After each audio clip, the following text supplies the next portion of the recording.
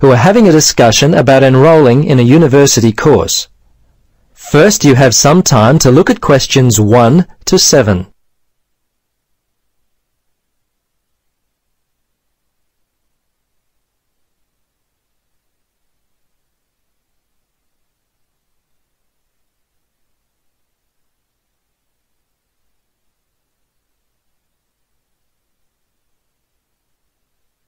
Now, listen carefully and answer questions 1 to 7. Registrar's office, this is Pam. Yes, hello. I'm calling about enrolling to study at the university. This is the right number? Yes, this is Mitchford University admissions. What would you like to know? Well, basically I need to know what I have to do to be enrolled as a student. You see, I'm currently studying education at another school. I've just finished my first year, but I'm not really enjoying it. I think I'm more interested in accounting. My dad teaches maths, so I thought it might be a good choice. Well, better than business anyway. Okay. Have you received a registration pack? No? How can I get one of those? Well, you've got to have one to register. You can enroll at the university at any time after you receive a registration pack. These are usually available from September for first-year and transferring students, and from November for returning students. On the basis of the information contained in the registration pack, you should attempt to make a firm choice about which courses to study before completing your form. I see. So I've only got a month to get my registration pack in. Can you send me one? Sure. If you are close to a high school, the registration pack and university prospectus are available from the Careers Advisor. Would that be helpful? Well, the closest school's too far away and I haven't got a car. Are there any other ways you can send it to me? Well, for prospective students who have already left school, the registration pack and prospectus are available from the university information line. But that might not be of help for you? No, not really. I'll tell you what, why don't you give me your contact details and I'll send a pack out to you. At least that would be a start. Okay, sounds good. Right. Firstly, what's your name? Richard Dreyfus. That's Dreyfus. Your address there, Richard? Unit 12, 15 Sportsman Avenue. That's Sportsman, Mermaid Beach. 4554. And your telephone? Yes, I won't give you my home. Mobile's best. 0414. Hang on a minute, I don't call myself usually. I think it's 0414 658 339. Yes, that's it. Okay, now, do you have email? Yes, I do. It's Dreyfus, my last name, at igo. That's IGO.com. All lowercase letters, of course. Before you listen to the rest of the conversation, you have some time to look at questions 8 to 10.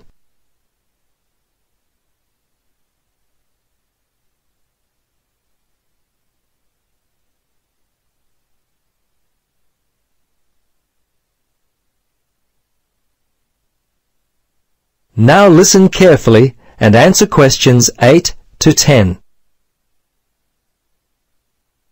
Okay, that looks fine. Now, do you have any questions for me? Yes, I've got a friend who is interested in studying at the university. I'm not sure what would be the best way for him to register. Can you give me some suggestions? Sure, there are 3 ways to register. Option 1 is telephone registration. Before you telephone, fill out the registration form included in your pack. This will ensure you have all the information that you require. The number is in your registration packet. Don't forget to hold on to a copy of your registration form for future reference. Yep, okay. Option 2 is registration by post. All you have to do there is complete the relevant sections of the registration form and post the completed form together with all documentation required in the envelope provided. All right. The third way is to simply come in. Visit the Student Information Center in the Information Services building, and your friend will receive personal assistance on how to complete his forms. Thanks very much. You've been most helpful. You're welcome. Good luck with your future studies. That is the end of part 1.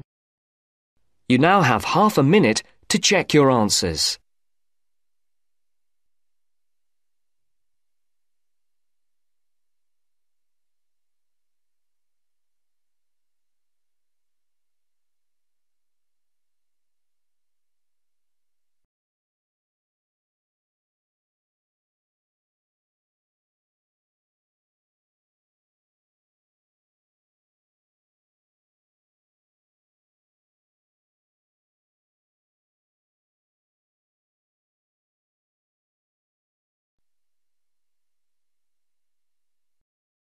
Now turns to part 2.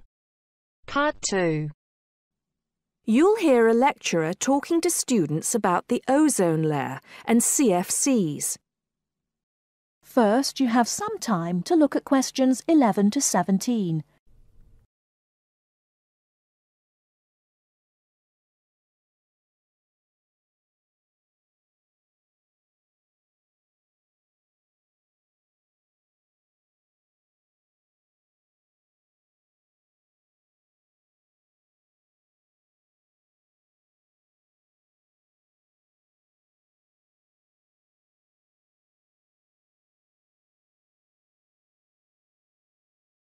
Now, listen carefully and answer questions 11 to 17. Today, it is well known that CFCs, or chlorofluorocarbons, can do immense damage to the ozone layer, which protects the Earth from harmful radiation from the Sun. However, it was as recently as the mid-1970s when the connection between CFCs and ozone layer destruction was first established. The story starts back in 1957, when James Lovelock invented the electron capture detector. This is a machine that can detect very small amounts of a chemical compound in the atmosphere. Indeed, using the machine, it was Lovelock who was the first person to detect the widespread presence of CFCs in the Earth's atmosphere.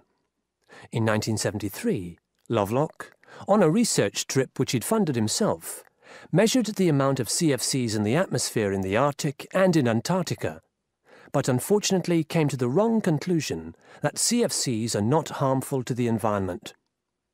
Following on from this work, though, in 1974, Sherry Rowland and Mario Molina published the very first scientific paper on the connection between CFCs and ozone depletion. This quickly prompted the world's first ban on the use of CFCs, which was enacted in 1975 by the US state of Oregon. Further bans followed. In 1978, the United States and several European countries banned the use of CFCs in spray cans. CFCs were still allowed to be used, though, for refrigeration and in solvents. It was in the mid-1980s that scientists in Antarctica observed a huge depletion in the ozone layer above them, often called the hole in the ozone layer.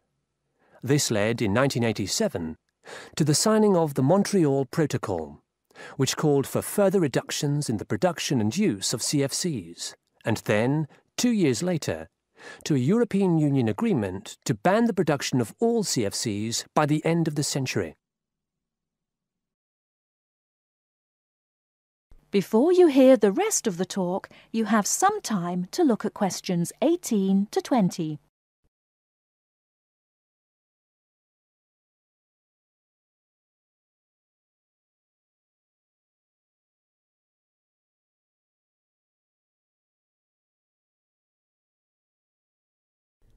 Now listen and answer questions 18 to 20.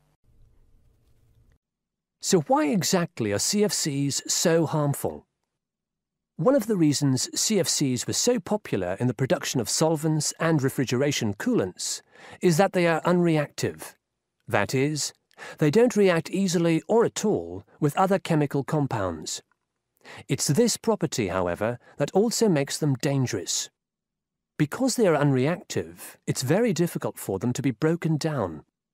This gives them a long lifespan, more than 100 years in some cases, and allows them to rise into the upper levels of the atmosphere, the stratosphere, unchanged. There, ultraviolet radiation from the sun starts to break them down, freeing the chlorine atoms from the CFCs. It's this chlorine that helps destroy the ozone layer.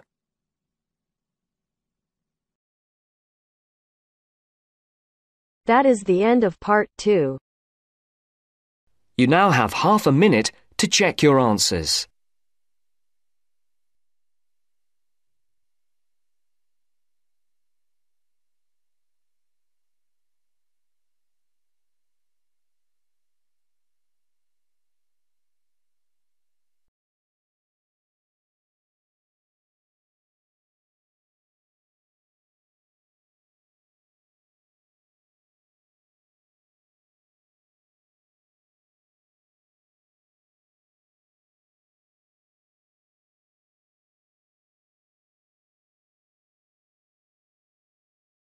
Now turns to part 3. Part 3. Hear an interview conducted by an interviewer Spiegel with the scientist Peter Piot, who discovered Ebola, a dangerous disease.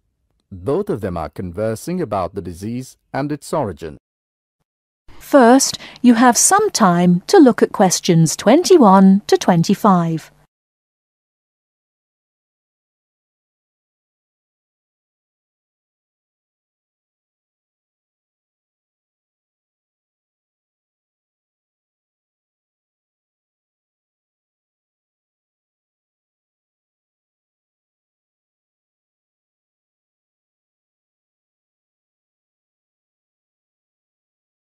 Now listen carefully and answer questions 21 to 25.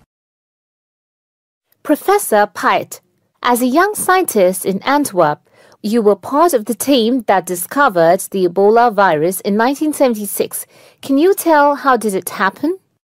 I still remember. Some day in September, a pilot from Sabina Airlines brought us a shiny blue thermos and a letter from a doctor in Kinshasa, in what was then Zara in the thermos. He wrote there was a blood sample from a Belgian nun who had recently fallen ill from a mysterious sickness in Yambuku, a remote village in the northern part of the country. He asked us to test the sample for yellow fever. These days, Ebola may only be researched in high-security laboratories. How did you protect yourself back then? We had no idea how dangerous the virus that we were dealing with was. And there were no high-security labs in Belgium back then. We just wore our white lab coats and protective gloves. When we opened the thermos, the ice inside had largely melted and one of the valves had broken. Blood and glass shards were floating in ice water. We fished the other, intact test tube out of the slop and began examining the blood for pathogens using the methods that were standard at the time. But the yellow fever virus apparently had nothing to do with the nun's illness. No, and the test for Lassa fever and typhoid fever were also negative. What then could be? Our hopes were dependent on being able to isolate the virus from the sample.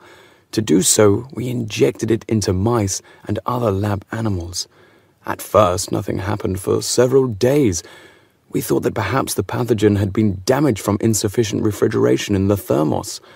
But then, one animal after the next began to die. We began to realize that the sample contained something quite deadly. But you continued. Other samples from the nun who had just died arrived from Kinshasa.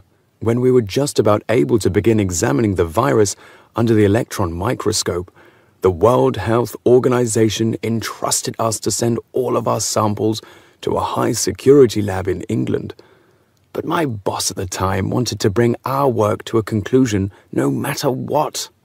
He grabbed a vial containing virus material to examine it, but his hand was shaking and he dropped it on a colleague's foot. The vial shattered. My only thought was, oh shit! We immediately disinfected everything, and luckily our colleague was wearing thick leather shoes. Nothing happened to any of us. Before you hear the rest of the talk, you have some time to look at questions 26 to 30.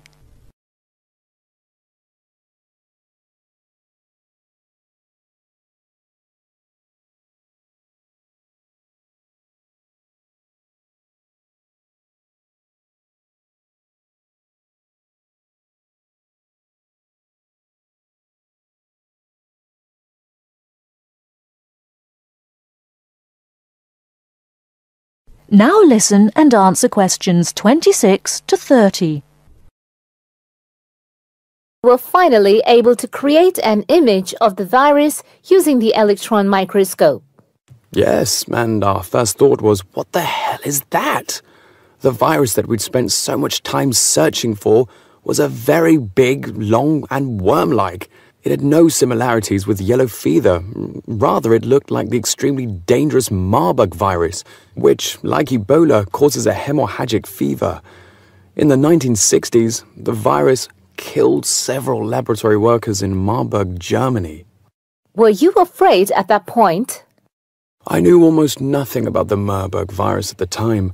When I tell my students about it today, they think I must be from the Stone Age. But I actually had to go to the library and look it up in the Atlas of Virology. It was the American Center for Disease Control which determined a short time later that it wasn't the Marburg virus, but a related unknown virus. Hundreds of people had already succumbed to the virus in Yambuku and the area around it. You were also the one who gave the virus its name. Why Ebola? On that day, our team sat together till late into the night. We had a couple of drinks discussing the question. We definitely didn't want to name the new pathogen Yambuku virus, because that would have stigmatized the place forever. There was a map hanging on the wall, and our American team leader suggested looking at the nearest river and giving the virus its name. It was the Ebola River. So by around 3 or 4 in the morning, we had found a name. But the map was small and inaccurate. We only learned later that the nearest river was actually a different one. But Ebola is a nice name, isn't it?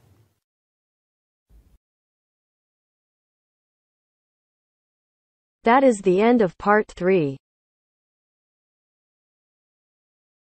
You now have half a minute to check your answers.